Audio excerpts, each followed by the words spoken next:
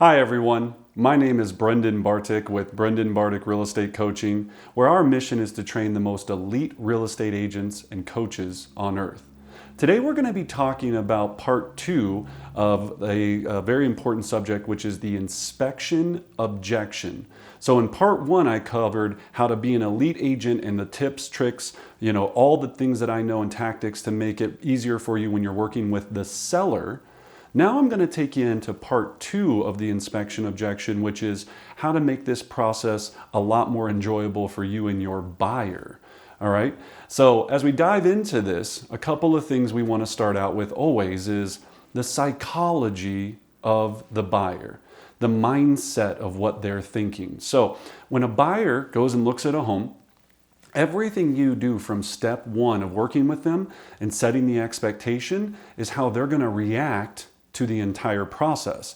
So if I go through this with my buyer and I just go, I don't do a consultation, explain to them expectations, this all starts from the consultation. If I don't have an idea of what to tell them what they're going to need to expect, then they're going to go all crazy and run all over the place, right? Which is not fun for them or you by any means. So in the consultation is where this all starts, is part 1, which is setting the expectation. So when I meet with the clients, I explain the process. So here's what's going to happen when we look at homes. Here's what's going to happen once we make an offer. Here's what you need to bring so we can make the offer. Here's what's going to happen when we have inspection. Now, when I get to inspection, what I talk to them about is, so look, as we look at homes, unless we buy new construction, and even with new construction, there's always going to be a few little things that might be wrong with the property. What we're going to be focusing on is looking at things that are physically broken, or things that are a health and safety concern. So John and Susie, looking at the property, we're not looking at cosmetics. Again, the house isn't brand new. Most of the houses we're going to be looking at might be a year old, 5 years old, 20 years old. Heck, in some cases, 120, 130 years old. So cosmetics are not things that we're actually looking at. On all inspections, we're trying to really focus in on things that are physically broken, or that are a health and safety issue. And health and safety meaning, exposed wire or radon or toxic, a gas leak or something like that. Thing that is actually going to cause damage or perceivable damage to the person, okay? So we've got to start setting that expectation, right? That expectation with the buyers from the very beginning of what to expect. Now, great, it's the day of inspection. Again, I've never gone on an inspection. I see agents going on inspections all the time, and I'm like, what are you doing? So I have a great inspector. I've coached my inspectors on how to talk to my clients to not get them all freaked out. That's why you want to work with a really, really, really good inspector and build a long-term relationship with them and make sure that they clearly understand your expectations on how to work with your clients. Right? So that expectation has been set. I don't need to go there. I explained to the buyers that, again, my inspector is amazing. That's why I partner with him or her. She's going to take you through, or he's going to take you through the entire property. At the end of it, he's going to put together a summary report of potential issues that we can request. Again, potential issues that we can possibly request for the buyer or the seller to possibly repair or provide a concession in lieu of those repairs. Okay, so that is the setup and the expectation of this has to be very, very smooth and very accurate.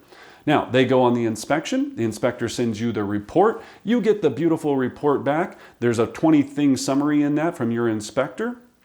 You're going to call up your buyer and say, great, I know you guys have now received the report back. Our inspection resolution deadline or objection deadline is tomorrow at 5 o'clock. So it looks like there was about X amount of items on there. So taking a look at everything based on our conversation previously about dialing it into things that are physically broken or a health and safety concern, what would you like to put on the inspection objection for me to submit to the listing agent for the sellers to consider? Now, John and Susie, before I draft that, one of the things that we want to look at on this is very simple, is remember, the more things that we ask for, the less likely they are to do anything. That's just human nature. right? And so we really want to look at what it is that we really think that you want to dive into here, and what you're willing to risk for not moving forward with purchasing this home. So what are those items?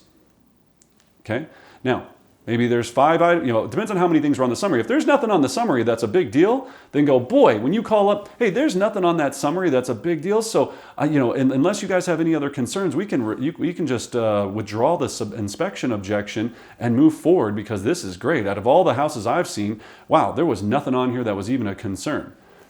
Definitely go that route. My goal is to not have to submit an inspection objection at all, if at all humanly possible, if there's nothing on there that's significantly damaging to the buyer. Now, a lot of factors play in here. Are there multiple offers? Were you competing? All of these things you have to let the buyer know and consider. If you're in a competing offer situation and your buyer is a Chaffa FHA, barely making it, this offer happen, and they're in a multiple offer situation and you already missed out on several other properties, well, then maybe we're not necessarily talking to them about, hey, or is anything on here that's a game breaker or a deal breaker for you that you can't move forward with and see you taking care of yourself? So remember, the strategy, of course, on all of this is the less you submit, the more likely they end up getting the home of which is what they want. The less you submit or not submit anything, the more likely they are of moving forward and getting the home that they want. So it's your job to explain this to them instead of being like, I'm going to be Captain Buyer Agent Hero, and I'm going to get you 55,000 things on this list and yada, yada, yada. No, what they want is the home. They don't want to lose the home because you get into some power mode negotiation thinking you're super cool, and then the deal gets squashed because of your inability to negotiate on the level that you feel you can negotiate. All right? The one thing we know is if you don't submit an inspection objection, you're moving forward. That's just facts, okay? So we're dialing in. So nothing. Now we're back to level 2, health and safety, and we're going with health and safety, right? Or things that are physically broken in health and safety. So now you have that conversation with them. You put your 3 items, 4 items, try to few as items that you're trying to do, and make sure it's the items that are physically broken or a health and safety issue. Now, I'm going to submit this to the listing specialist or listing agent or the person that has the listing, and I'm going to send an email very detailed out with all of the reports, very, very crystal clear. I'm going to be very nice. So John, please thank the sellers for allowing us to do the inspection. After everything, here are the results that we have found.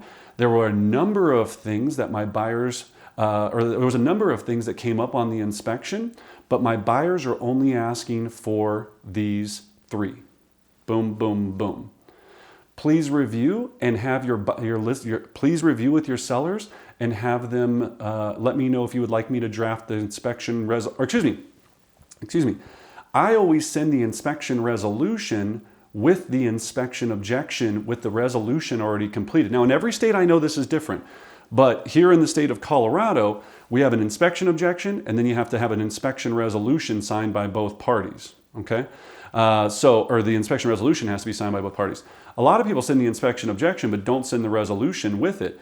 I want to send this in a one-stop shop, so I'm sending the resolution with my objection already completed for them to be able to submit to their sellers. So all the seller has to do is sign the inspection resolution, and we're good to go. There's not then, coming back to me and talking about it. There's none of this. It's here you go. Let's get this done, right? So you'll find the inspection objection, all the reports, and the resolution for your sellers to sign so they can move forward to a successful closing. Please call or email me if you have any questions. It works. So you submit that over, they review it. If they come back and they go, you know what, we're not going to do A, B, and C, you go back to your buyer, explain to them and say, look, again, it's the seller's choice. They can do nothing and you can move forward. Here's the things that they've come back with. Here's the good news. They've decided to do this, this, this, and this. That's great. If they decided to do nothing, all right, here's the good news. They've decided to still move forward with the transaction. They just feel that at the price that they've gone to, they are not in a position to do any other repairs or offer any other concessions.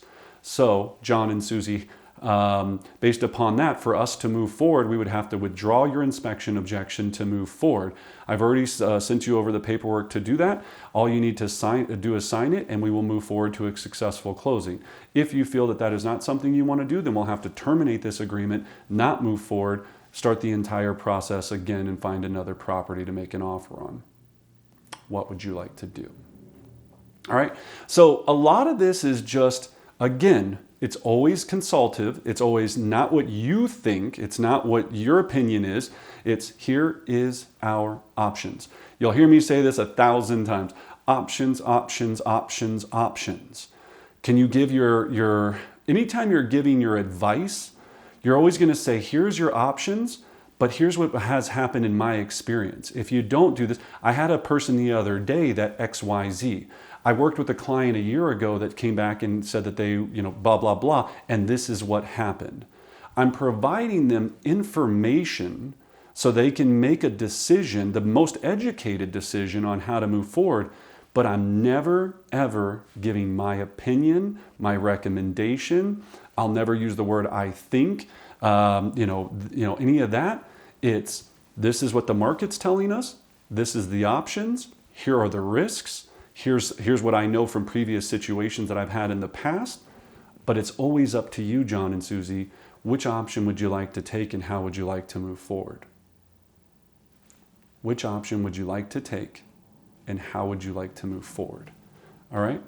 So now they've come back. You come back and you maybe have to update the resolution because you had some items you were negotiating there. You submit it back to the listing agent again. They sign it, you guys move forward, and you're on your way to the next part, right? So there is finesse in this. Make sure you understand that the more you communicate in options and you communicate to the listing agent, the higher success that you're going to have to move forward, especially if the home is older and it has a lot of different quirks and issues and problems. But to recap, it all starts from the beginning.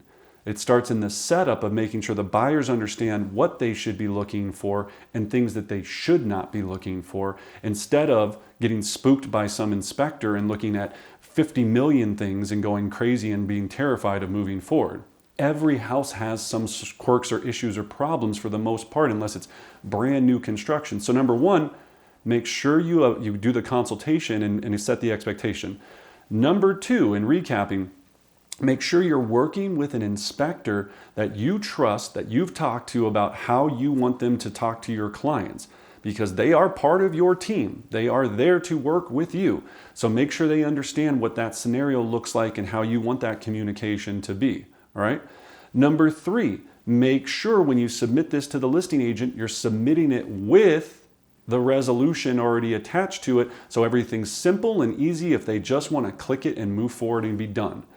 Number four, always provide all parties with options. Make sure that they know their options and the risk of each option before they make their final decision. All right, so this will help you immensely. Again, it's helped me, get past thousands of inspection objections. It's helped me make sure that my buyers really feel that I was coming from a place of trying to advise them, being a consultant and help them really understand the process so that they could make the best decisions possible for themselves. You don't ever want to make a decision and you go, look, you tell a buyer, hey, I think you should ask for this. And then the seller goes, screw you, I'm not going to move forward. Or you tell them, you know what, I think that if you don't do this, you're going to totally be fine when you move into the house. Don't tell them that. Don't be like, well, Brennan, do you think we should have the sewer line replaced? And what do you think the risk is? Yeah, I think the sewer line's going to be fine. Don't worry about it. We'll be good. No, do not do that. That's where you're going to get yourself into a lot of trouble and a lot of anger later on.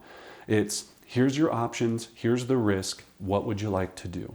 Here's your options, here's the risks, here's the rewards and the risks. What would you like to do?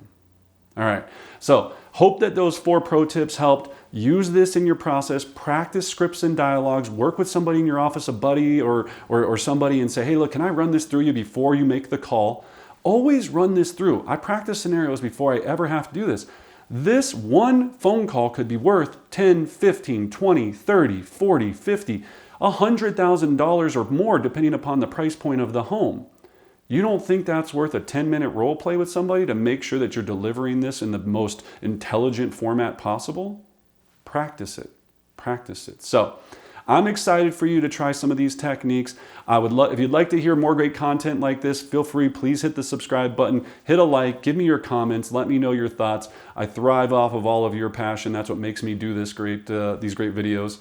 And as always, I wish you great success.